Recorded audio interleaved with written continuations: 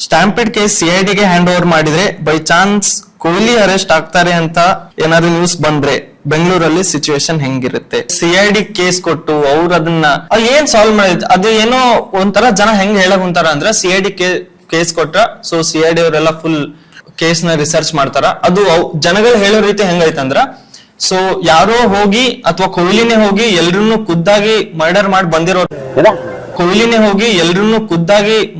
ಬಂದಿರೋರ್ ತರ ಮಾತಾಡೋ. ಸೊ ತುಂಬಾ ಅನ್ಫೇರ್ ಅದು. 11 ಜನ ಡೆತ್ ಆಗೈತಿ. ಸೊ ಅದು ಎಲ್ರಿಗೂ ಬೇಜಾರಾಗೈತಿ. ಅದು ಆಬ್ವಿಯಸ್ಲಿ ಎಲ್ರಿಗೂ ಬೇಜಾರ್ ಆಗೇ ಆಗುತ್ತಾ. ಬಟ್ ಹಂಗಂತ ಎಲ್ರು ಮಾತಾಡೋದ್ ನೋಡಿದ್ರ ಕೊಹ್ಲಿನೇ ಅದೇ ನಾನ್ ಹೇಳಿದ್ನಲ್ಲ, ಅವರೇ ಹೋಗಿ ಏನೋ ಅವ್ರು ಮರ್ಡರ್ ಮಾಡಿ ಬಂದಿರೋ ತರ ಮಾತಾಡೋಂತಾರ. ಸೊ CID ಕೇಸ್ ಕೊಟ್ರು, CBI ಕೇಸ್ ಕೊಟ್ರು.